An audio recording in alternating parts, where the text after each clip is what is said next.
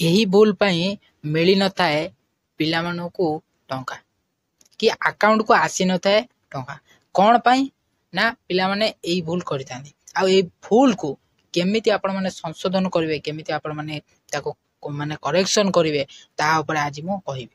Okay तो जो माने समस्त देखुचंती समस्ते एथर पळि आसी अप्लाई समस्त करि परिबे आ एते तरतर न होई आराम से करिवे कौन केमिति करिवे तो समस्त डिटेल्स तो जानि सारथिबे केमिति कोन अप्लाई करिवे।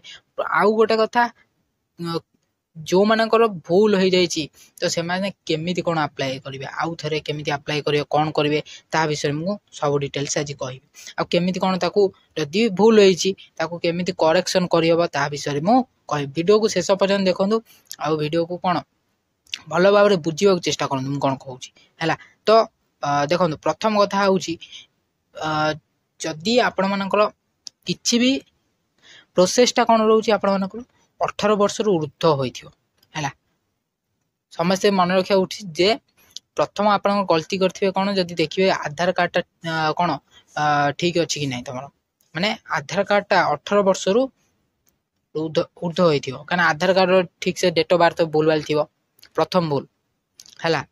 तो आधार कार्ड ठीक से करेक्शन करनियंतु प्रथम कथा जदि भी टाइम नै किछि असुविधा नै पके भी पारियो असुविधा किछि नै हैला। तो किंतु टिके आधार कार्ड जदि भी तुमको टाइम मिलुछि ताले आधार कार्ड करेक्शन करनियंतु आ जदि भी हाथ रे तो समय आउ नाही तो समझते कोन करंतु अप्लाई कर दियंतु। आ गोटे कथा सेकंड कथा देखो माने कोन होइछि ना प्रोसेस तो आपण जानथिबो जो मन न जानि छन देखो जिल्ला नाम लिखियो ब्लॉक रो नाम लिखियो सब देई देछि पाठ्यक्रम वर्ष लिखिबे काना 18 ऊर्ध्व वर्ष होइथियो तापर रोल नंबरटा लिखिबे। जदि गोटे पिलाटी देख जदि गोटे पिलाटी एठी मु बुझौछि भलो भाबे बुझिबे काना धर देखो तुम रोल नंबर धर लिखिथिबो धर तुम रोल नंबर हो किबा ठिकाना हो किबा कोन हमर कोन आधार नंबर हो धर आधार नंबरटा तुम भूल लिखि दैछो बुझ परछ कि नै आधार नंबरटा तुम धर भूल लिखि दैछो ताको जदि गोटे पिला कोन करछि ना ताको एठी धर लिखिछि 91365 एमति लिखि दैछि ता कोन काटी देखिनि काटी किनि आउ थरे लिखुछि ताले से एठी भूल कर देला। केबे भी गोटे इंस मन रखिथाओ जेतळे तमे कोन आकु फिल अप करि सारियो फॉर्म टाको फिल अप कर सारियो ताको रीचेक करिवो नुआ वर्ष स्कॉलरशिप हैला।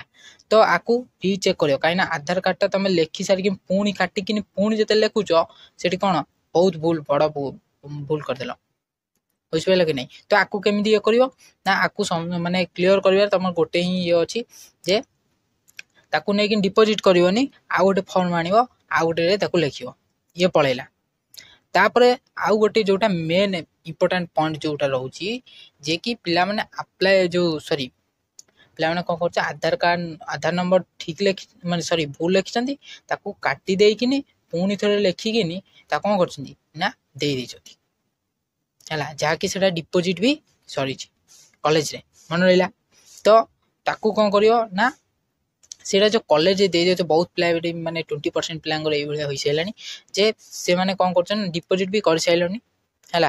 तो ताकू कोन करिवो ना तम कॉलेज नै कि तमे निजे कोन करिवो ना ताकू पचारिवे जो माने कोन साम सर अछंदी से मानकू पचारिवे आउ कोन करिवे ना से माने कहिवे जे एई भली मोर भूल डे हे जाईची तो पिला माने से माने कोन करिवे ना करेक्शन कर देबे बस होई गेला। तापर कथा आउ गोटे गोटे पिला कोन करछंती ना फॉर्म रे भी भूल करछंती देखो जो मानकर एबे वर्तमान एबे मु कहि दउची जो मानकर लिस्ट रे ना अछि सॉरी जो मानकर लिस्ट रे ना नाही प्रथम ताकर कहि दउ देखो जो मानकर लिस्ट रे ना नाही से मानकर एई फॉर्म देखि दियो देखो एठी कोन देछि 5 नंबर देछि मु सरकारी द्वारा कालिया योजना रो वैश्विक वृत्तिगत कोन कोर्स पई छात्र वृत्ति उपलब्ध करू नाही हैला। तो एईटा होउची सेई मानक पई 5 नंबर पॉइंट देखो सबले 5 नंबर पॉइंट देखियो हैला।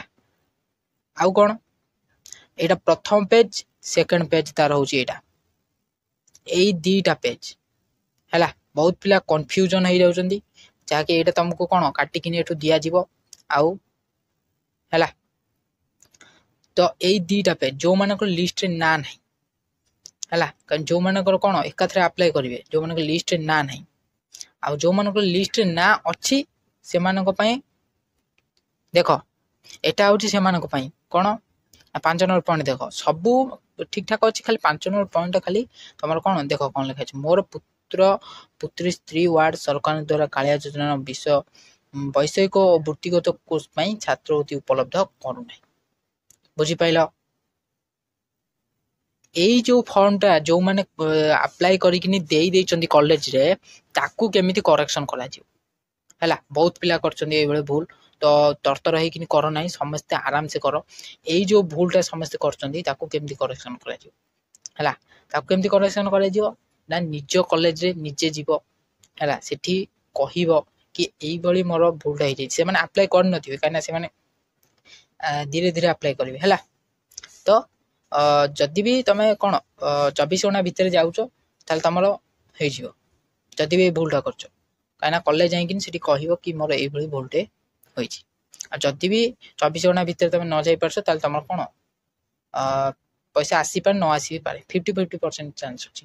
କାହିଁକିନା ଯେଉଁମାନଙ୍କର ଲିଷ୍ଟ ଅଛି ସେମାନଙ୍କ ପାଇଁ ଏଟା, ଆଉ ଯେଉଁମାନଙ୍କ ପାଇଁ ଲିଷ୍ଟ ନାହିଁ ସେମାନଙ୍କ ପାଇଁ ଫାଷ୍ଟ ଯେଉଁ ସେଇଟା ମୁଁ ଦେଖାଇଲି।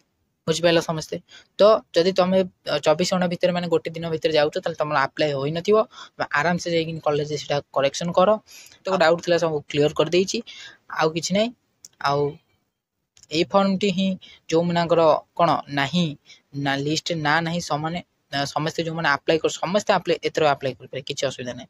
ତ ସମସ୍ତେ ଯାଆନ୍ତୁ ଆପ୍ଲାଏ କରନ୍ତୁ ଆଉ ଆରାମସେ କରନ୍ତୁ ହେଲା। ଆଜି ପାଇଁ ଥିଲା ଏତିକି ଭିଡ଼ିଓ। ଯଦି ବି କିଛି ଡାଉଟ୍ ରହୁଛି ତାହେଲେ ଟେଲିଗ୍ରାମରେ ଜଏନ୍ ହୋଇକି କହିପାରିବ। ପାଇଁ ଥିଲା ଏତିକି ଭିଡ଼ିଓ। ଯଦି ଭିଡ଼ିଓଟି ଭଲ ଲାଗିଥିବ ତାହେଲେ ଭିଡ଼ିଓକୁ ଲାଇକ୍ କରିବେ, ଚ୍ୟାନେଲକୁ ଏଇଭଳି ଆଗକୁ ଭିଡ଼ିଓ ଦେଖିବା ପାଇଁ ଚ୍ୟାନେଲକୁ ସବସ୍କ୍ରାଇବ୍ କରିବେ। ଜୟ ହିନ୍ଦ, ବନ୍ଦେ ମାତରମ୍।